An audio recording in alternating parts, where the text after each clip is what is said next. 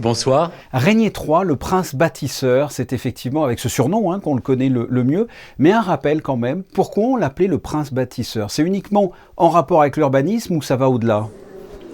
Évidemment, s'il a ce surnom de prince bâtisseur qu'on lui a donné déjà dès son avènement en 1949-1950, ça va bien au-delà des constructions, même s'il a entièrement changé le visage de la principauté avec toutes ses infrastructures, pas seulement les routes, la voie ferrée, mais également les constructions des immeubles, les infrastructures hôtelières.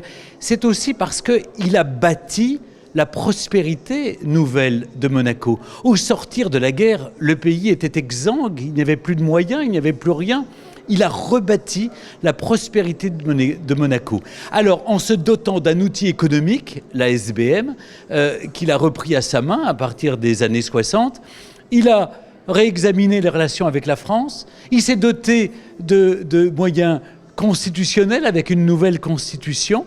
Et donc, il a vraiment bâti la prospérité de Monaco en l'imposant aussi sur le plan de l'environnement, en ratifiant un certain nombre de conventions internationales, en l'imposant Monaco sur la scène mondiale avec l'adhésion à l'ONU en 1993, le Conseil de l'Europe en 2004, et en ratifiant toutes les conventions. Bref, si vous voulez, il a bâti la prospérité et ce qu'on peut appeler un État souverain, neutre et indépendant. Et ça, cette volonté, vous savez, il l'a déjà exprimée en 1944. Et dans le début de l'exposition, eh bien, on raconte l'enfance d'un chef, comment déjà mûrissait en lui cette volonté de rebâtir Monaco et d'être vraiment un bâtisseur de la prospérité de Monaco, mais pas pour lui, pas seulement pour ses successeurs, mais aussi pour le bien-être, la prospérité des Monégasques. C'était un prince qui vivait au milieu de la population. Et surtout, s'il y a une chose qui m'a touché, moi, dans son parcours, c'est qu'il a voulu exalter la fierté des Monégasques. Il a voulu vraiment revivifier toutes les traditions avec Ucavagnette, mais aussi avec ce pique-nique, mais aussi la paladienne, toutes les traditions, en montrant que c'était important d'être fier d'être monégasque.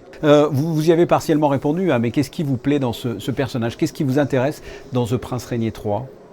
Ce qui me plaît, c'est que voilà un homme qui, au fond, n'était pas prévu pour régner tout de suite.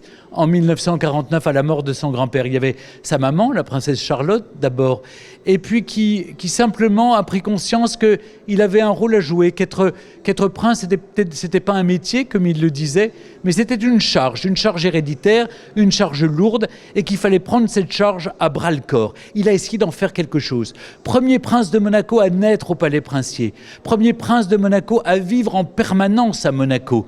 Alors qu'on le sait, le prince Albert Ier, par exemple, n'était même pas là pour la fête nationale. Oui. Il était dans son château de Marchais ou à Paris. Donc, si vous voulez, il était profondément attaché aux Monégasques. Et il le dit, il le répétait. Moi, je me suis plongé dans ses archives. Il disait, c'est une famille. On est une famille, nous, les Monégasques. Et je crois que c'est ça qui m'a touché. C'est qu'il n'a pas pensé à lui. Il a pensé au bien-être des Monégasques, à vivre au milieu d'eux, en leur assurant, en faisant en sorte que cet outil, cette prospérité économique incroyable de Monaco puisse servir à chacun des Monégasques, aux plus fragiles, aux plus vulnérables d'entre les Monégasques. Et que chacun trouve sa part de lumière dans ce pays baigné de soleil. Vous l'avez connu, vous l'avez déjà rencontré? Je l'ai souvent rencontré, voyez-vous. J'ai eu la chance de l'interviewer un certain nombre de fois. Et il était très impressionnant.